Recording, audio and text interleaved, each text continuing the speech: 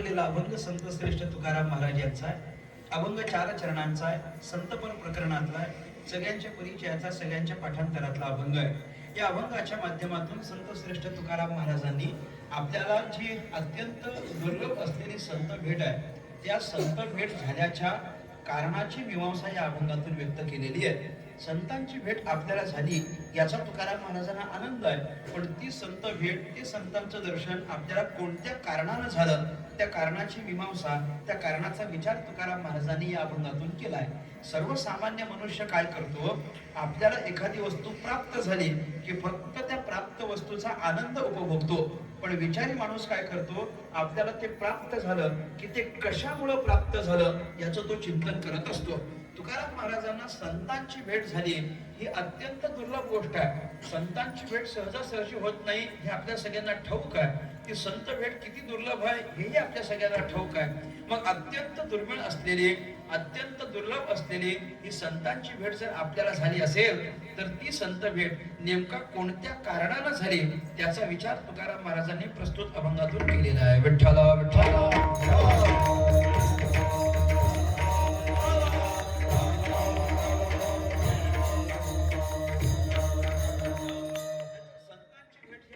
अवघड आहे, सहजासहजी ते होत नाही. बहु अवघड आहे संत भेटी, तरे जग जेठी करुणा केली. अनेक वेळा आपण हे प्रमाण म्हणत असतो. संतांची भेट म्हणजे अत्यंत दुर्लभ आहे. जगद्गुरु शंकराचार्यांनी 3 गोष्टी आपल्याला दुर्लभ सांगितलेल्या आहेत आणि त्याच्यामध्ये संतांची भेट ही अत्यंत दुर्लभ आहे असं सांगितलेलं आहे. दुर्लभम त्रयमेवैतत् दैवानुग्रह हेतुकम मनुष्यत्वम मुमुक्षुत्वम आणि महापुरुष संश्रयः. या 3 गोष्टी अत्यंत दुर्लभ आहेत. कुठल्या कुठल्या? एक तर मनुष्यत्व दुर्लभ आहे, दुसरं मुमुक्षुत्व दुर्लभ आहे आणि तिसरं महापुरुषांचा म्हणजे संतांचा संग हे दुर्लभ आहे. पहिलं काय दुर्लभ आहे? मनुष्यत्व. दुसरं काय दुर्लभ आहे? मुमुक्षुत्व. आणि तिसरं काय दुर्लभ आहे? संतांचा संग.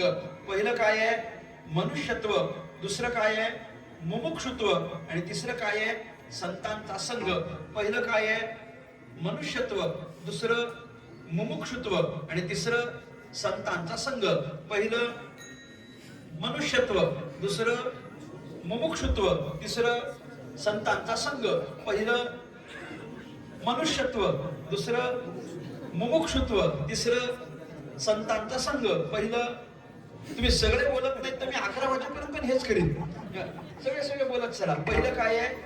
मनुष्यत्व. दुसरं मुमुक्षुत्व आणि तिसरं संतांचा संग. पहिलं राहू द्या आता झालं. पहिलं काय दुर्लभ आहे? मनुष्यत्व दुर्लभ आहे, मुमुक्षुत्व दुर्लभ आहे आणि संतांचा संग हे दुर्लभ आहे.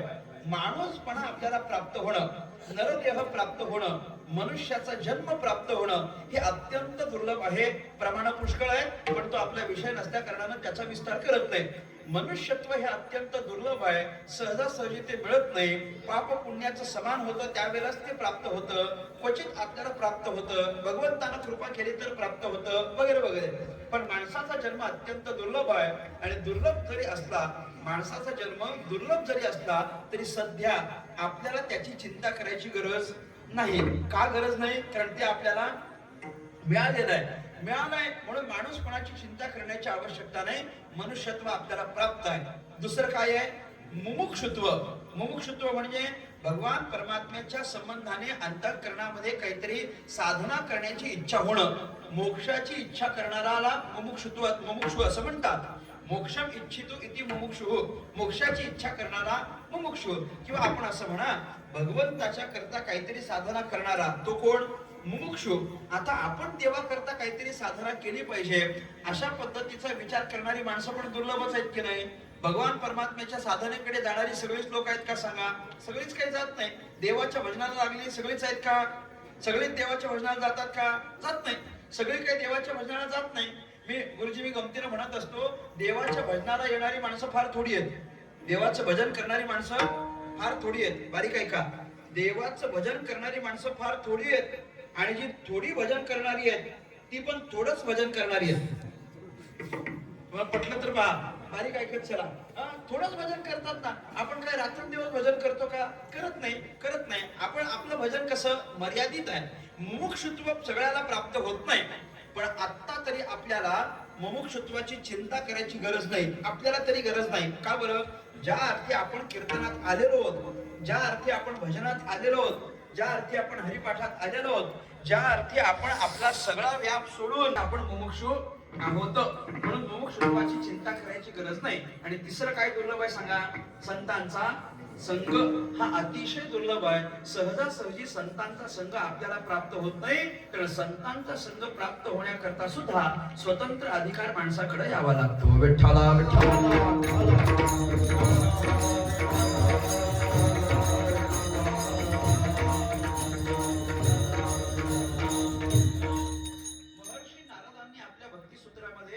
संगस्तु दुर्लभो अगम्यो आणि अमोघष्ट असं सूत्र सांगितलेलं आहे. महात्म्यांचा संघ कसा आहे? दुर्लभ आहे.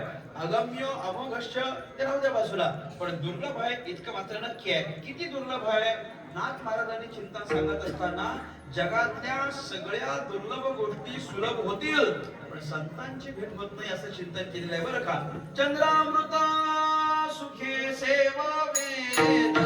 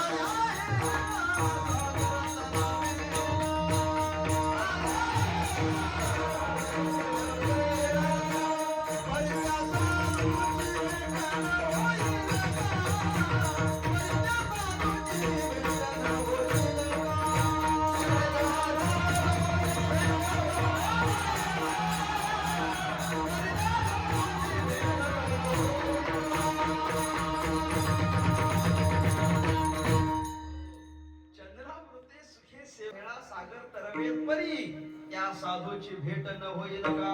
नाथ महाराजांनी असं चिंतन सांगितलं. चंद्रामृते सुखे सेववे, चंद्रामृत सेवन करणं. चंद्रामृत, चंद्रानं दिलेलं अमृत सेवन करायचं हे माणसाला येत नाही बरं का. माणसाला ते जमत नाही. माणूस फार तर चंद्र पाहू शकतो, तो चंद्रामृत सेवन करू शकत नाही. चंद्रामृत सेवन करण्याचं कौशल्य हे चकोर पक्षाकडे आहे. ते चकोराला जमतं. चकोर पक्षाला चंद्रामृत सेवन करता येतं, त्याच्यानं त्याला शीतळता मिळवता येते. आपल्याला चंद्रामृत सेवन करता येत नाही. आपण फार तर चंद्र पाहू शकतो. आम्ही परवाच्या दिवशी महाबळेश्वर मध्ये होतो, एक 4 दिवसापूर्वी. मग आता मी बोललो भाऊ ना, आणि त्यावेळेला काय आश्चर्य, तर एका नावा सांगितलं चला तुम्हाला चंद्र दाखवतो. मग त्यानं आम्हाला चंद्र दाखवलं टेलिस्कोपने. चंद्र दाखवलं, त्याच्याकरता त्यानं 600 रुपये घेतले, तो भाग वेगळा. पण त्यानं आम्हाला दाखवलं. काय दाखवलं म्हटलं चला तुम्हाला चंद्र दाखवतो. आणि दाखवत असताना काय म्हटलं, मग चंद्रावरचे खड्डे बघितले काय? मी त्यांना म्हटलं खड्डे दाखवायचे होते तर चंद्र कशाला पाहिजे? मुंबईत काय कमी आहेत? आपल्याकडे काय खड्डे कमी आहेत की तुम्ही आम्हाला चंद्रावरचे खड्डे दाखवले? पाहू शकतो आपण फार तर, पलीकडे काय करता येत नाही. फार तर चंद्र पाहता येईल, त्याला जवळून पाहता येईल, अजून त्याला विस्तारित करता येईल. पण चंद्रामृत सेवन करणं, त्यानं केलेले शीतळता प्राप्त करून घेणं, हे कौशल्य माणसाकडे नाहीये, ते चकोर पक्षाकडे आहे. माणसाला ते जमत नाही. नाथ महाराज म्हणतात कमी करा. नाथ महाराज असं म्हणतात की जरी माणसाला ते जमत नसतं तरी पण एखादा मनुष्य त्याच्या योग बळाने त्याच्या तप सामर्थ्याने कदाचित हे करून दाखवेल की बाबा तो चंद्रामृत सेवन करील. चंद्रामृते सुखे सेववेल, चंद्रामृत सेवन करील असं समजा.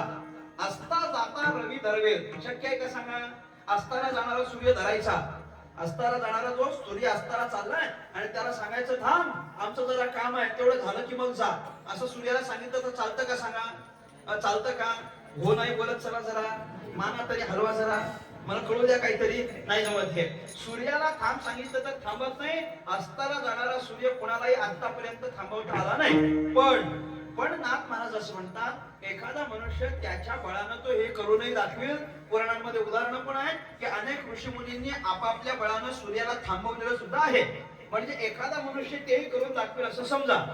बाह्या हेळा सागर तरवेल, स्वतःच्या बाहुबलानं, हाताच्या बलानं अख्खा सागर पोहून पार करायचा.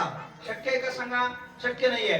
नाथ महाराज म्हणतात, एखादा मनुष्य तेही करून दाखवेल पण त्या साधूची भेट न होईल का? पण साधूची भेट होणं मात्र अत्यंत कठीण आहे. ऐसे कैसे यानं भेटत ते साधू, ते साधू काय कसे भेटतील? इतक्या दुर्लभ गोष्टी सुलभ होतात, पण संत मात्र जर सहजासहजी भेटत नसतील तर त्या संतांची भेट अत्यंत दुर्लभ आहे, अत्यंत अवघड आहे. हे आपण ध्यानात घेतलं पाहिजे.